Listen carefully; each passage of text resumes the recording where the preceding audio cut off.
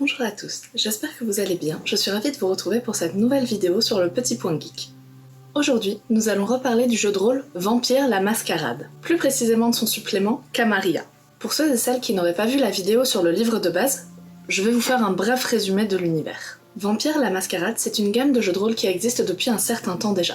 Actuellement publié chez Arcane Asylum Publishing en France, c'est un jeu de rôle qui va se réinventer avec cette 5e édition, remettant à plat un certain nombre de règles, de mécanismes de jeu, mais surtout apportant un peu de fraîcheur dans le background global. Dans ce jeu, vous allez jouer des lécheurs, des caïtifs, des suceurs de sang, bref, des vampires. Issus de différents clans majeurs qui auront chacun leurs capacités mais également leurs malédictions propres, il vous faudra évoluer au sein d'une des grandes factions de ce jeu, à savoir la Camarilla ou les Anarques principalement. Il vous faudra alors vivre, ou plutôt non vivre, tout en évitant les rayons du soleil, la Seconde Inquisition, les complots politiques internes et tout cela sans succomber à la bête qui est en vous et qui essaye de vous déposséder du peu d'humanité qu'il vous reste. Si vous voulez en savoir plus sur le jeu en général ou la 5e édition, je vous laisserai le lien de la vidéo précédente dans les commentaires. Pour commencer un peu, je vais vous lire la 4e de couverture de ce supplément. Pour régner, vous devez devenir précisément ce que vous craignez.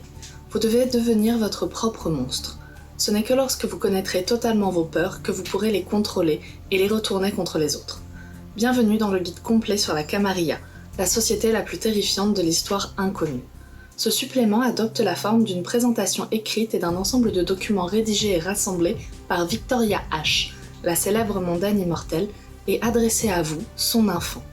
Il a été conçu pour être une histoire fascinante pour tous ceux qui aiment les suceurs de sang civilisés, et une référence incontournable pour tous les joueurs et conteurs de Vampire la Mascarade. La Camarilla, ou la Tour d'Ivoire, est une organisation, pour ne pas dire l'organisation principale, qui rassemblait jusque-là la majorité des vampires sous son égide. Elle fut fondée en 1486 pour réunir les vampires et lutter contre l'Inquisition qui fait rage à cette période.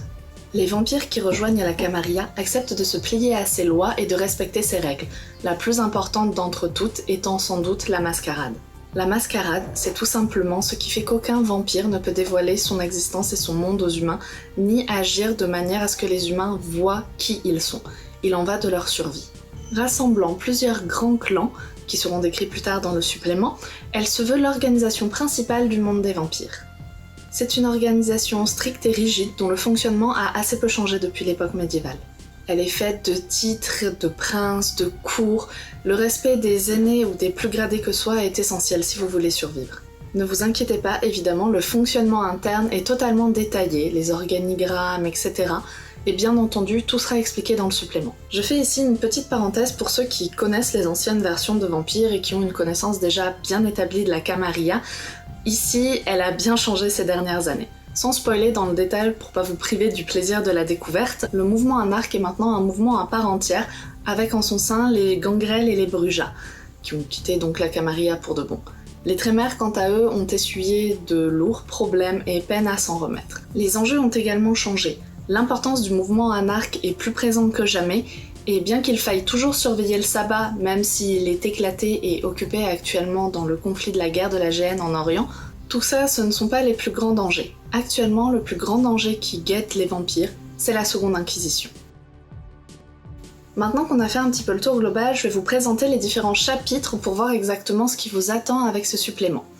Au tout début, vous allez avoir une introduction. Cette introduction, c'est une lettre de Victoria H qui vous est destinée à vous, son enfant. Je l'ai trouvé super, j'adore ce type d'introduction, c'est très immersif. En plus, la mise en page de cette lettre est magnifique.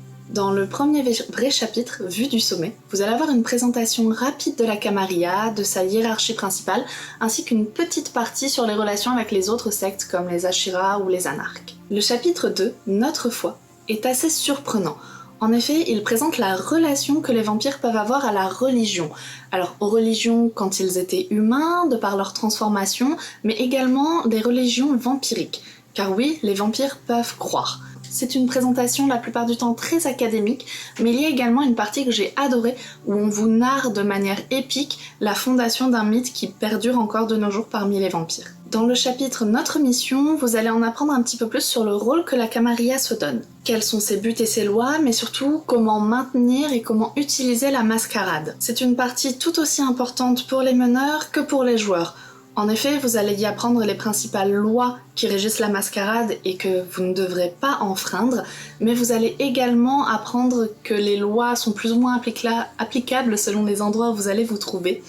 Et vous allez voir un certain nombre de choses auxquelles on ne pense pas forcément quand on commence à jouer à Vampire, comme par exemple où est-ce qu'on va dormir, comment on va payer son loyer, ce genre de choses. Donc ça va être vraiment autant d'effets factuels qu'une grosse boîte à outils pour le MJ et les joueurs. Le chapitre 4, la guerre de la GN, va vous proposer à travers un court journal d'en apprendre plus sur cet événement et moi je vous laisserai le découvrir. J'ai trouvé ça, encore une fois, grâce au format, très immersif et très enrichissant et ça m'a donné envie d'en savoir plus ou en tout cas de faire jouer dans ce contexte-là. On arrive au chapitre 5, la seconde inquisition.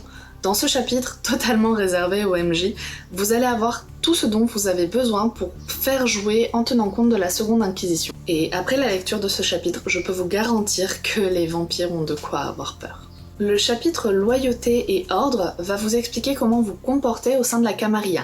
Pour citer le livre, le Mathusalem se tient seul, l'ancien se tient à l'écart, mais les enfants doivent se tenir groupés. Le chapitre de la cour va proposer aux joueurs l'ordre féodal qui régit la Camarilla. Et à chaque fois, ce que j'ai trouvé vraiment super, c'est que vous allez avoir des exemples. Par exemple, on va vous dire ce qu'est un prince. Et on va vous donner plusieurs exemples de princes avec des noms, des motivations, des endroits. Ça va vous permettre ou de les intégrer à vos scénarios si vous voulez, comme des personnages pré-tirés mais sans les caractéristiques, ou alors d'avoir un panel assez large pour vous représenter beaucoup plus facilement les différents rôles qu'il y a au sein de la Camarilla. On va également vous présenter les cours, les Elyséums, mais aussi les grandes cités vampiriques à travers le monde. C'est un gros plus pour ce supplément car jusque-là, Vampire la Mascarade était une gamme qui se concentrait essentiellement aux USA. Et là, avec ces cités, vous allez partir au Brésil, vous allez partir au Japon, vous allez partir en France, en Angleterre, où vous voulez. Vous allez avoir, en l'espace de quelques lignes, toujours sous la forme de témoignages évidemment, ce qui est encore plus immersif, un point de vue sur les cités qui va vous permettre de mettre un pied dedans. Le chapitre 8, le clan des descendants. Comme son nom l'indique, on va en apprendre plus sur les différents clans. À la base, la Camarilla comptait 7 clans. Les Ventrue, les Toreador, les Tremere, les Malkaviens, les Nosferatu, les Gangrel et les Brujas. Maintenant que les Gangrel et les Brujas sont partis rejoindre les Anarques, il y a des places disponibles. Une de ces places va être prise par le clan des Banu Hakim. Ce clan, vous avez pu en entendre parler, même si quelques différences subsistent, sous le nom Assamite pour ceux qui connaissent les anciennes versions. Ensuite, vous allez avoir le chapitre 9, les sagas. Ce sont des personnages clés ou des institutions qui vont vous être présentés pour que vous puissiez ou les faire jouer, ou jouer avec des caractéristiques, des éléments de background, bref, en apprendre plus et vous donner des petites pistes. Pour parler de l'objet en lui-même, comme vous pouvez le voir, c'est un supplément de 200 pages à peu près, couverture rigide. Une fois de plus, je trouve la couverture vraiment superbe. Cette couverture colle totalement à l'image que je me fais de la Camarilla. Pour ce qui est de la mise en page, vous allez retrouver un petit peu la même que dans le livre de base. De grandes marges avec des textes de colonnes. Ici, vous pouvez voir par exemple un bout de papier, un bout de lettre, de notes que Victoria H vous a laissé au milieu des chapitres et qui va vous permettre d'avoir son point de vue un petit peu excentré sur le reste. Dans ce supplément, comme dans le livre de base, on va trouver énormément de photos pour illustrer et beaucoup moins de dessins. Ça m'a moins gênée dans ce supplément car j'ai trouvé une cohérence plus importante. Pour synthétiser un peu mon avis, j'ai beaucoup aimé lire ce supplément. J'étais un petit peu réservée mais je l'ai trouvé très complet et il m'a apporté beaucoup d'éléments au sujet de la Camarilla. Pas tant sur sa fondation, mais surtout sur la manière dont elle fonctionne aujourd'hui. Qui en sont ses membres, comment ils pensent, enfin des choses que je vais pouvoir utiliser au niveau de l'ambiance globale. Le fait que tout le livre soit un recueil de témoignages et d'opinions nous plonge pleinement dans l'ambiance, en plus de nous fournir une galerie impressionnante de PNJ potentiels. Il n'y a jamais de vérité absolue dans ce livre, mais toujours des points de vue. On va par exemple vous parler de telle ou telle religion, mais ce sera un dévot, un opposant ou un observateur externe qui va vous en parler. Selon qui vous en parle, vous n'aurez forcément pas les mêmes informations et pas le même point de vue. Cela a plusieurs conséquences. La première, et la plus positive à mon sens, c'est que ça donne un rendu, je sais que je me répète, mais vraiment très immersif. On voit les dissensions, les différents points de vue, les problèmes de parti pris. C'est vraiment quelque chose qui manquait. Seconde conséquence qui est un petit peu moins pratique pour les gens qui ne connaissent pas forcément l'univers de Vampire, c'est que parfois on a du mal à dégager les faits derrière les témoignages. Il est difficile de se faire sa propre idée des événements. Certains événements vraiment importants ne sont qu'évoqués et il faudra faire quelques recherches supplémentaires pour voir de quoi il s'agit. L'ambiance y est donc parfaitement au rendez-vous et j'attends avec impatience le guide Anarque pour voir ce qui est devenu cette faction qui en est vraiment une à présent. Je regrette un peu évidemment le manque de scénario, comme sur le livre de base, qui pourrait se dérouler ici au sein de la Camarilla avec des enjeux politiques ou des complots, mais c'est une marque de fabrique de la gamme et j'attendrai donc les suppléments peut-être de Cité ou autres pour avoir des scénarios tout prêts. Donc si vous aimez Vampire et si vous voulez en savoir plus, n'hésitez pas à plonger dans ce livre pour avoir un rendu approfondi de la Camarilla, mais aussi de l'univers de Vampire en général, la guerre de la GN et la Seconde Inquisition.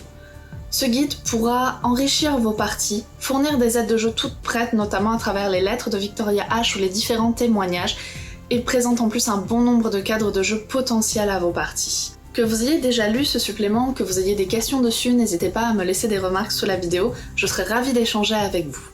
Sur ce, il ne me reste plus qu'à vous souhaiter une très bonne lecture. Évidemment, si vous avez aimé la vidéo, n'hésitez pas à laisser un petit pouce bleu, à partager et à vous abonner à la chaîne. Et je vous dis pour ma part à très bientôt pour une nouvelle chronique sur le Petit Point Geek.